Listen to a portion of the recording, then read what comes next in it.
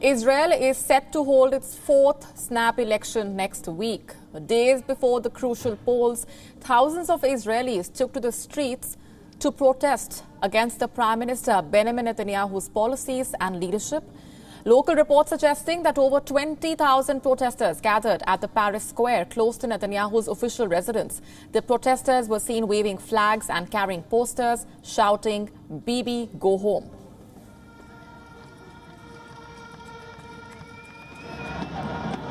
We are here to protest against Netanyahu and his corrupted government.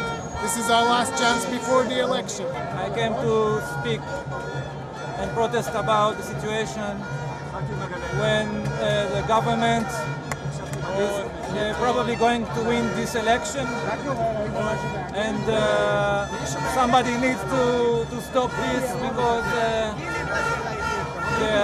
the government will be worse than it used to be, and the people must vote differently. I'm here to overthrow Benjamin Netanyahu. We have been here since the summer, expecting it to be better in Israel. Israel has been witnessing weekly anti-establishment protests since last year, but the Saturday demonstrations were the largest since the protest started. The demonstrators demand Prime Minister Netanyahu's resignation over the alleged corruption scandals and mishandling of the COVID-19 crisis. Netanyahu has been in power for the last 12 years, and the leader hopes to retain his seat in the Tuesday vote. One thing to be noted here is that Netanyahu is the first Israeli Prime Minister to be indicted in office for corruption and bribery. However, he denies any wrongdoings. The series of elections have been going on since April 2019. But the winning parties failed to form the government. Experts say Netanyahu's Likud party is likely to emerge as the biggest player, but the opinion polls have not suggested a clear winner yet.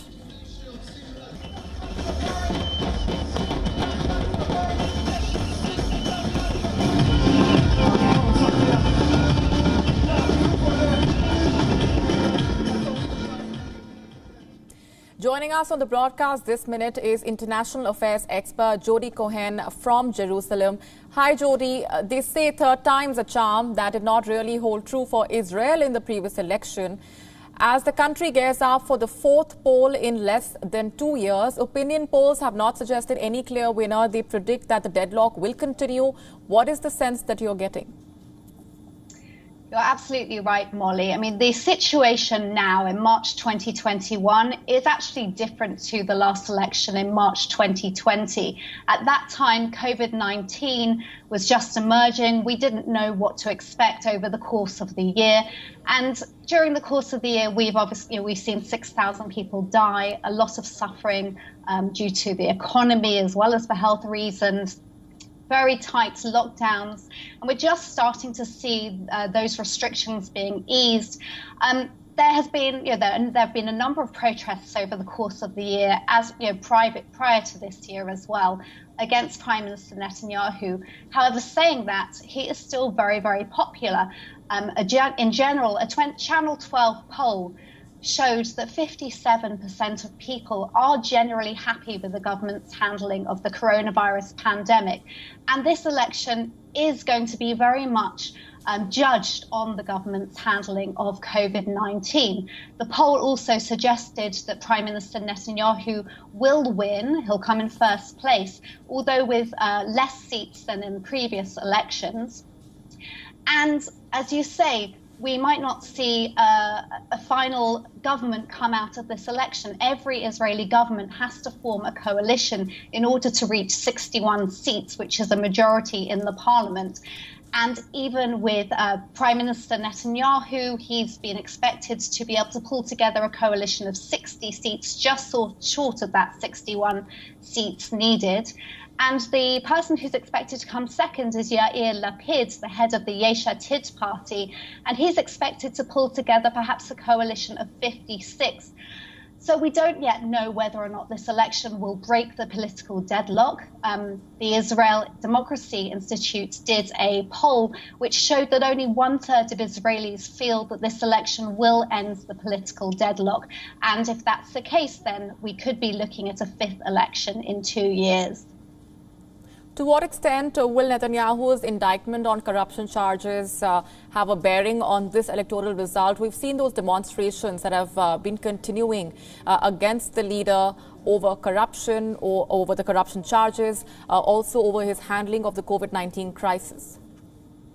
Right. So in the last election, a key issue was the corruption trial facing Prime Minister Netanyahu.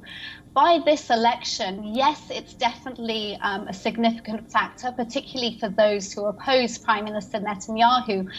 But it's not the key issue of this election. Really, this election is a referendum on, are you in favour of Prime Minister Netanyahu, or do you feel that he's been in power for too long and you'd like to see him go? And the key issue is the handling of the COVID-19 pandemic. Now, just last week, we saw Pfizer's CEO, Albert Bourla, personally credit Netanyahu with the fact that he decided to give Israel the vaccinations so quickly and use Israel really as the world's testing laboratory, as he said. And many people are aware of this and are happy with the fact that the vaccination program has gone well, even though, of course, there has been suffering in Israel as in other places across the world. Leaving it there for the moment, Jody, thanks very much for joining us with those perspectives. WION now available in your country. Download the app now. Get all the news on the move.